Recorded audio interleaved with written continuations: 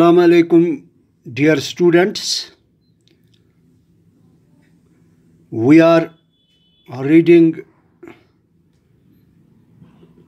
our story, that is Rustum and Sohrab. So let us start our class with board summary.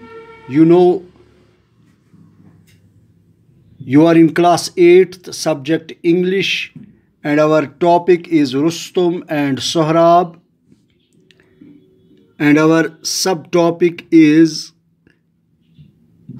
page number 100 and 101, and today is 6th of August 2020.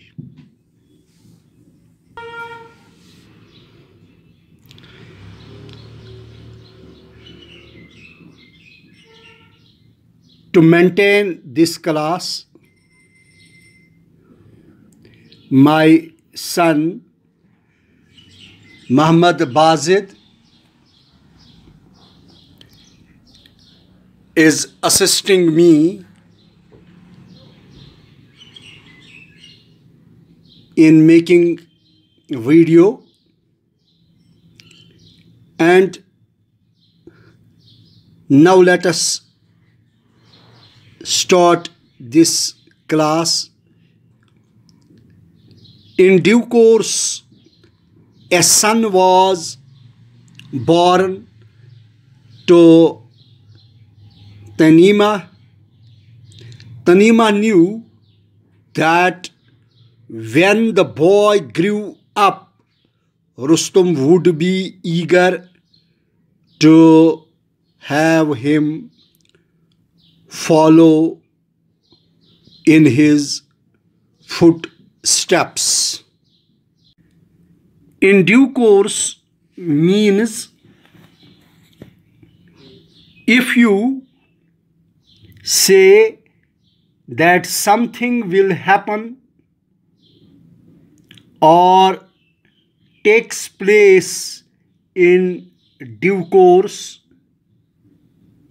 we can say its correct meaning, or we can say at the appropriate time.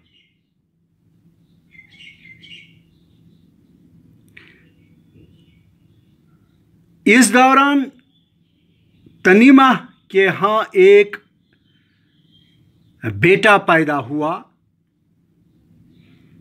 In due course, at the appropriate time,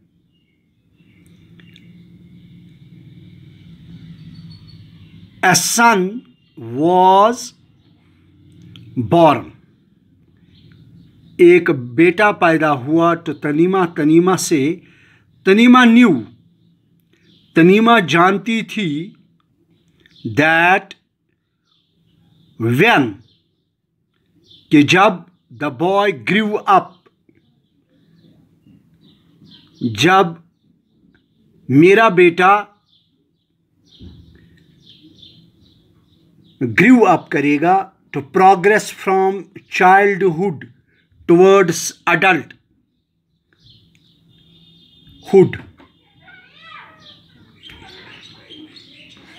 We can use this sentence, she wants to be doctor when he grows up.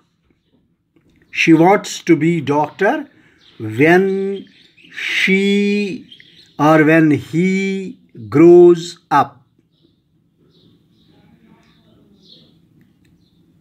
यानी childhood से adulthood जब वो बालिग हो जाएगा, तनीमा का कहना था, तनीमा जानती थी that when the boy, जब मेरा बेटा है, grew up, बड़ा हो जाएगा, Rustam would be eager,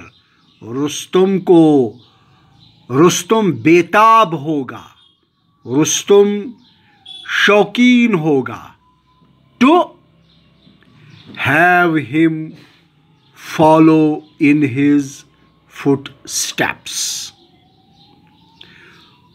Rustam को ये शौक होगा, रुस्तुम ऐसा बेताब होगा कि वो फॉलो इन हिज फुटस्टेप्स, जो रुस्तुम करता है वही सोहराब भी करना चाहिए। Do as another, follow in footsteps means do as another person did. यानी यहाँ पर ये जो सोचती है कि रुस्तुम ये चाहेगा कि जिस तरह मैं एक वॉरियर हूँ, एक कम्बैट हूँ, एक बहादुर हूँ, एक निडर हूँ, do as another person did, कि बिल्कुल मेरी तरह मेरा बेटा सोहराब भी होना चाहिए। ये इसका मानना था।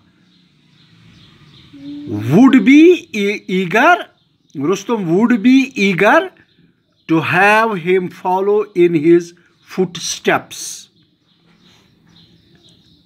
कांस हिंदन नक्श कदमन पे पकुन। यानी रुस्तुम यथ पट पकान ओस, इथै पट गछे सोहराब ते आसुन।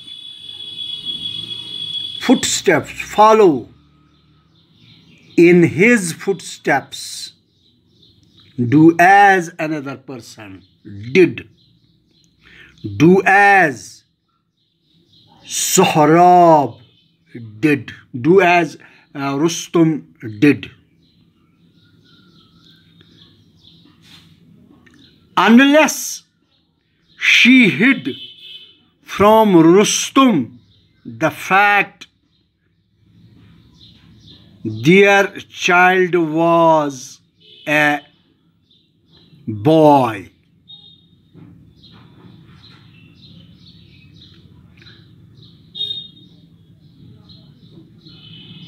तो वो ज़रूरी उसे अपने साथ ले जाता, तब वो अपने बेटे को इस तरह खो देती।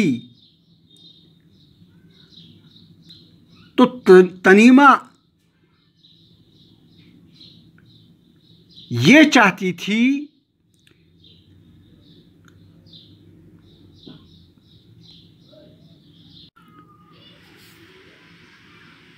तनीमा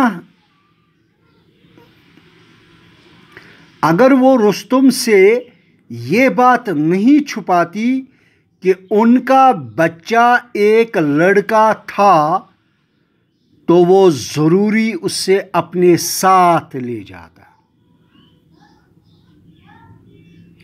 Unless she hid from Rustum the fact, उस हकीकत को, their child के उनका बच्चा was a boy, एक लड़का था, he would certainly take away the child, वो उससे अपने साथ ले जाता। She would then lose her son, तब वो अपने बेटे को खो देती, तब वो अपने बेटे को इस तरह खो देती, as she had lost her husband, कि जिस तरह उसने अपने खामद को, अपने शरीक हयात को खो दिया।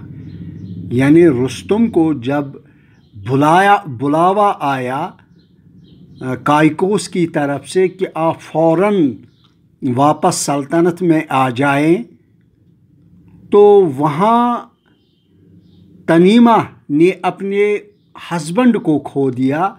इसी बात को उसने छुपा कर रखी कि उसके यहाँ एक बेटा पैदा हुआ। अगर ये बात रुस्तुम को मालूम होती तो वो अपने बेटे को अपने साथ ले जाता, तब वो दोनों यानी बेटे और अपने खामद को खो देती। तभी उसी ने इस बात को हिड छुपाया। हिड मीन्स पास्ट सिंपल है, यहाँ पर जो 3 फॉर्म्स में hide, hid and hidden.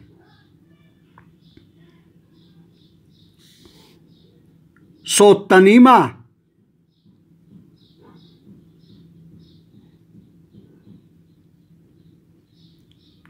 Rustum, the fact their child was a boy, he would certainly take away the child. She would then lose her son as she had lost her husband. So Tanima sent word to Rustum and that their child was a daughter. इसीलिए तनीमा ने रुस्तुम को पैगाम भिजवा दिया था कि उसके यहाँ एक लड़की पैदा हुई। इस बात को भी उसने छुपाया कि मेरे यहाँ लड़का पैदा नहीं हुआ, बल्कि मैंने एक बेटी को जन्म दिया है। तनीमा named her son सोहराब। तनीमा ने अपने बेटे का नाम सोहराब रख दिया, which means जिसका मतलब है चाइल्ड ऑफ मैनी स्माइल्स। वो बच्चा यानी तनीमा ने अपने बेटे का नाम सोहराब रखा, जिसके माने बहुत सी मुस्कुराहटों वाला बच्चा, child of many smiles. Sohrab grew up into a brave and handsome boy. Sohrab grew up हुआ, Sohrab progress हुआ, Sohrab progressed from childhood towards adulthood. He was looking dashing. He was looking smart, handsome, and brave when he was growing up. जब वो सने बलूगत की तरफ बढ़ रहा था तो वो खूबसूरत और बहादुर बच्चा दिखता था। He learned,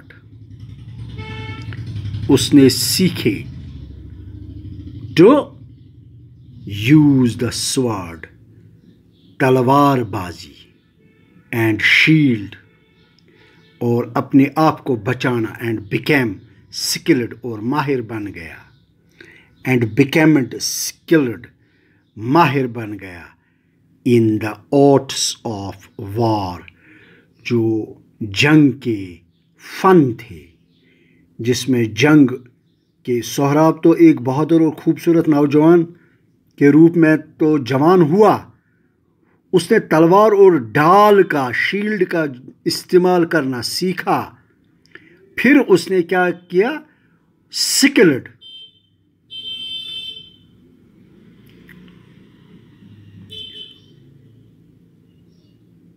वो जंगी हुनर में भी अब जो इसके जंगी हुनर में माहिर हो गया।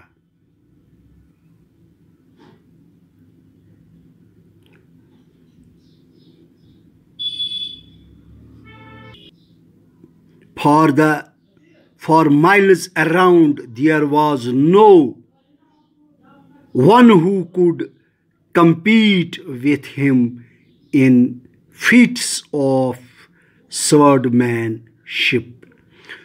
For miles, दूर दूर तक, around, for miles around, दूर दूर तक, there was no, कोई ऐसा नहीं था, one who could compete, जो उसके साथ मुकाबला कर सके। compete, a person, जिसको हम क्या कहते हैं, a person having ability, knowledge or skill to do something successfully, or we can say a person who was a great who has a great efficiency or capability in fighting। तो इसको यहाँ पर यानी कोई ऐसा नहीं था जो इसके साथ मुकाबला कर सकता था कम्माबाजी में,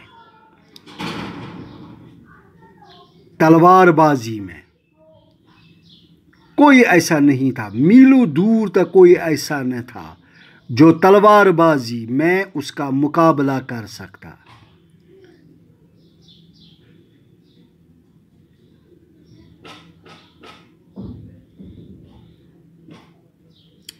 Then one day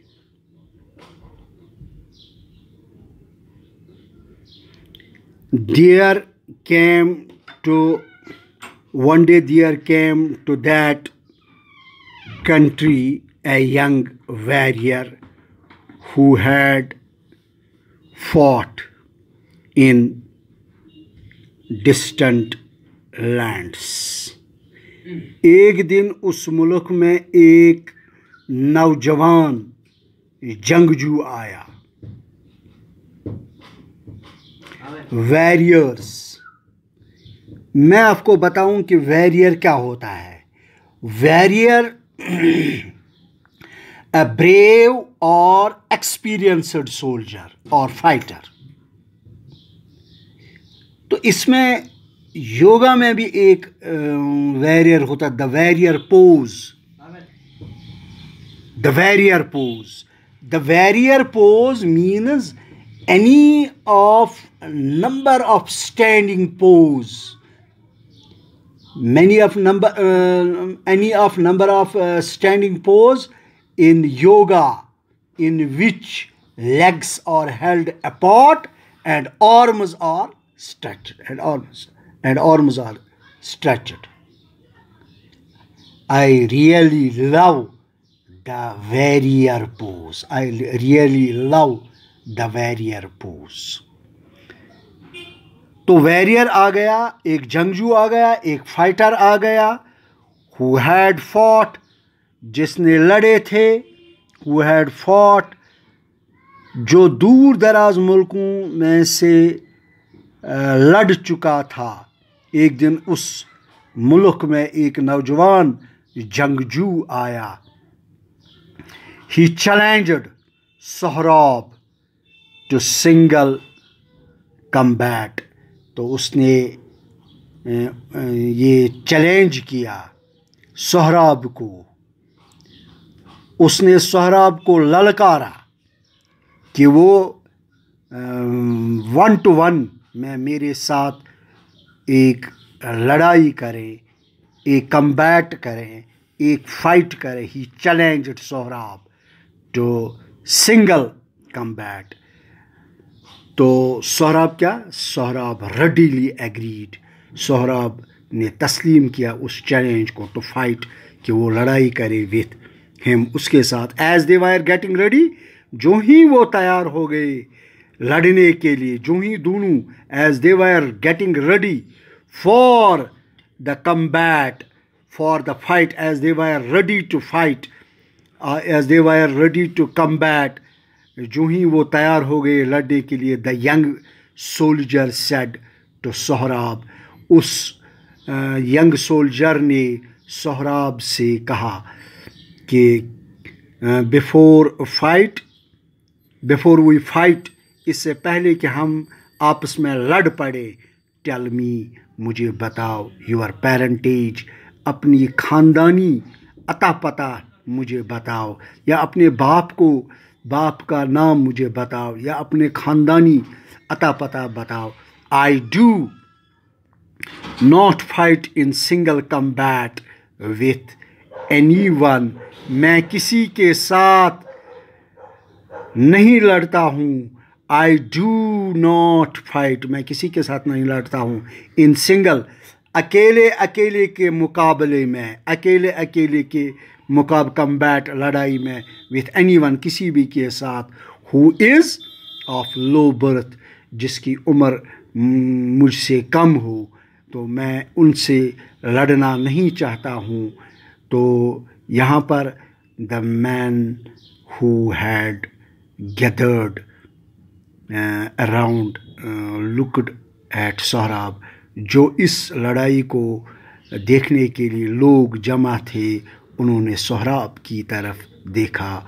none new, कोई नहीं जानता था एग्जैक्टली कि असली इस दोनों के दरमियान इन दोनों के दरमियान क्या ताल्लुकात है, वो लोग भी जो देखने के, जो तमाशाई, जो क्राउड था, वो भी ये नहीं जानते थे कि ये कौन कौन से हैं, इनका ख़ानदानी अता पता क्या वो भी नहीं जानते थे।